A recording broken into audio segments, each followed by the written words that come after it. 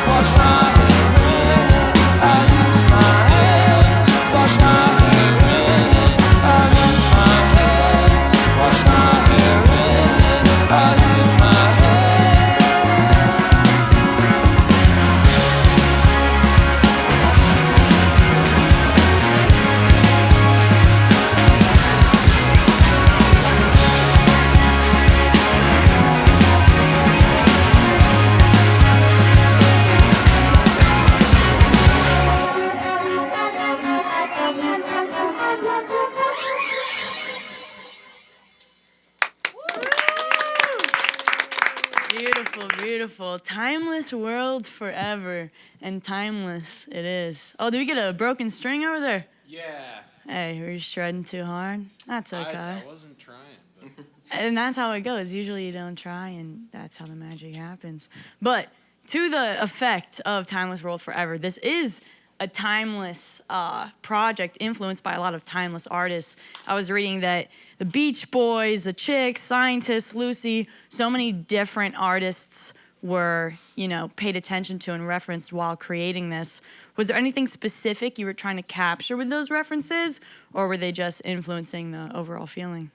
That was just a bunch of music that I was listening to when I was writing the record, and I think it kind of just seeped in subliminally, because there wasn't a lot of moments where I was intentionally trying to make something sound like another artist, but that just happens accidentally, and it's kind of fun when you realize it later when it sounds like something you like. Yeah, yeah. I was reading that you were when you were looking into these artists, it was a scientist, their engineer, they like buried a microphone under the earth. Yeah. That was Lee hid it. Scratch Perry. Yeah. Were you also incorporating any new interesting recording techniques, or that was just?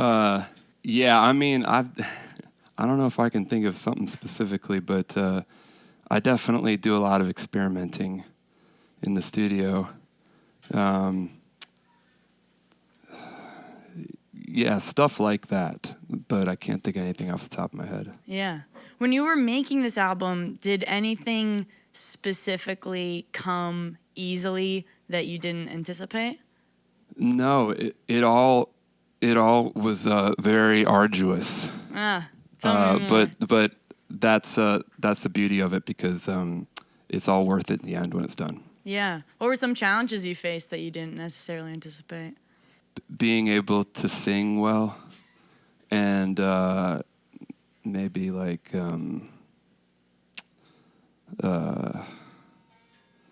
just writing songs in general is a challenge. You know, it's you never know when it's going to come or not. You just get up every day and you try to do it and see what happens. Yeah. And what does that look like for you? Are you sitting down with a guitar or picking words from there?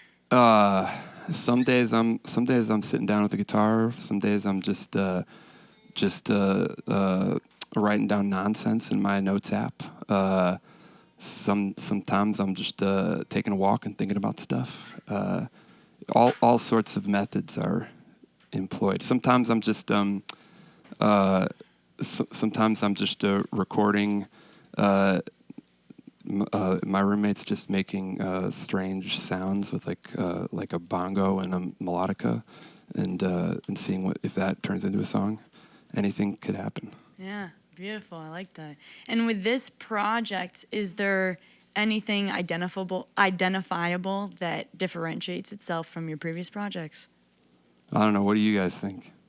I mean, I remember when it was finished, I remember going on a walk with you, and you were like, you were like, this album's too crazy. You were like, this album's fucking nuts. I don't know if it's gonna.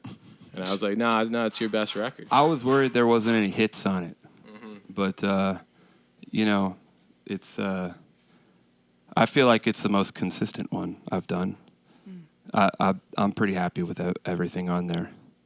To this, it's been out like a month, and I still feel pretty good about it. Yeah. What made you feel that you were nervous there weren't any hits? Well, I just wrote a song that I really like, and lots of people seem to really like way more than my other songs, and we're gonna play that later. But so I was like worried, like, oh man, I didn't get one as good as that this time around, you know. But it's not always about that, you know. Yeah. Comparison is the thief of joy, but I'm glad that's it beautiful. didn't steal it. You got to live by that. Yeah. Yeah. You got to remind yourself of that. All right. Could we rock a couple more? Let's rock a couple more. Nice.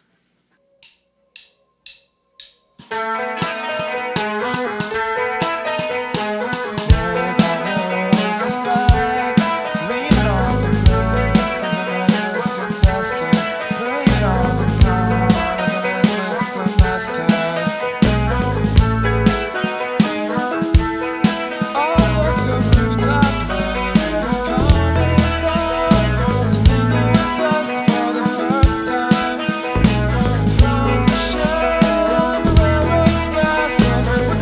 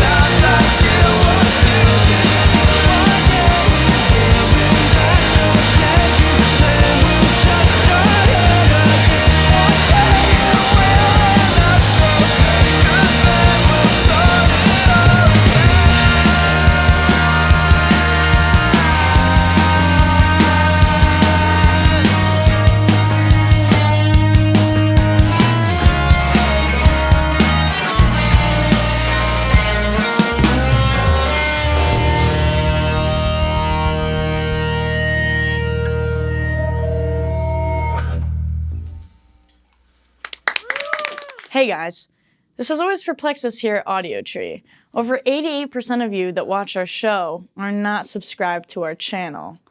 Kind of wild, right? So, could you please do us a favor? If you like this show and you like discovering new music and you wish to support us, the free and simple way to do that is to subscribe to our YouTube channel. And our commitment to you, if you do that, our team will continue to book the best bands we can, listen to your feedback, and book who you want to hear on this show, continuing to capture and share astounding music to you all. Thank you. Love. That was so nostalgic. When did you first fall in love with music, if you could remember? Well, I remember dancing around my parents' kitchen to Nevermind, and that having an effect on me for sure. My parents played a lot of music in the house, so I remember like feeling my body chemistry changing, like hearing a sound and being like being very interested in like why that's happening or why it's doing that. But they played a lot of like Hootie and the Blowfish and Matthew Sweet and ABBA and Southern Rock. They're from Georgia. So just like as a kid, hearing it around the house. And then I read that your first concert was when your dad took you to Summerfest to see Paul Simon, which is, I don't know how old you were, but that's pretty sick that you were tapped in on Paul Simon and you saw Brian Wilson, rest in peace, from Beach Boys. Was seeing music live also something that then taught you, oh, wait, I want to do this? Not that one. I mean, I wish I could say that one did that, but I was more concerned about eating at that show. I have very vivid memories of the Arby's roast beef sandwich. Really? Yeah, but I wanted to go see Paul Simon because I was obsessed with the Muppet Show, and I had the VHSs from the '70s, and he was on the Muppet Show, and my dad was like, "That guy's coming to Summerfest." I'm like, "Let's go." Let's go. If the Muppets are there, so am I. Yeah. I like that. So then what was it, do you think? When in your life did you realize, okay, maybe I should take a stab at this?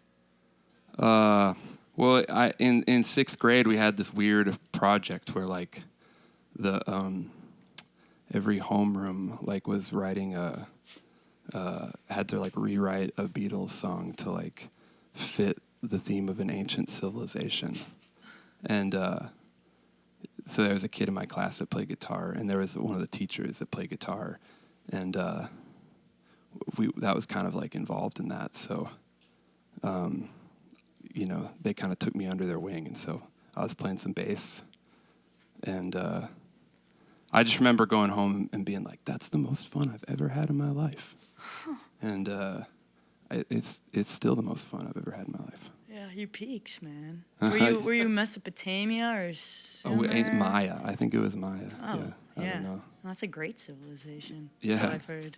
That's nice. Uh-huh. And then when you finally did start making music, you have to put your ego aside at times. I heard you say something about, you kind of have to be a bit cringe to write and say and express certain things. Has it always been easy to kind of put your ego aside to do that, or was that something you had to learn? I think that you just the longer you do it, the more you feel comfortable. Like the more you're able to recognize the moments where like you should push past it, where like, oh, maybe I shouldn't do that, but a lot of times you just should.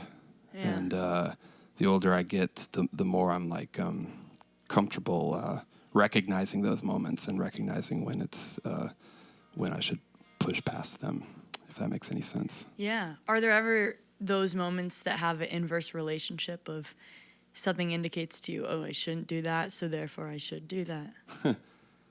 So I feel like I should do that, so I shouldn't do it, like that. Yeah. That would be the inverse, and that would be sort of like if you're like, oh, like I should make a shoegaze song, Maybe. Because it's like that would be like everyone would be like, you should do that. But that I don't think I should do that. It wouldn't be true to myself. How long do you think it took to figure out what was true to yourself while making art? A long time. It's probably different for everybody. It took a long time for me to feel comfortable with that. I don't know. Stopping drinking helped. I would encourage anyone who's been thinking about doing that to do that. That helps with that problem a lot. Yeah. And I guess time is relative, and at this time here and now, you are you, and you're making some fucking bangers. So. Thank you. Yeah. That's really nice. Of course. I appreciate it. Should we rip a couple more, call it a day? That sounds good.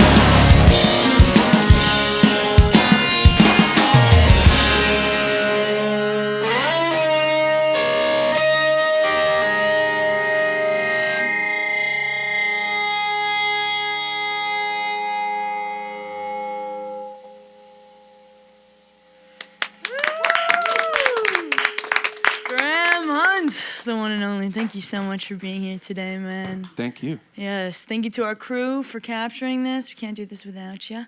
And thank you for watching this. By the time you are watching it, it's already on all streaming services. So Spotify, Apple Music, you name it, they are there. If you made it to the end and would be so kind as to subscribe to our YouTube channel, that would be so helpful, and we'd appreciate that so much.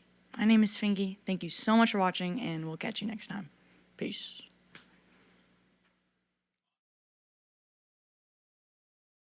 All right, so you guys want to do it for real now?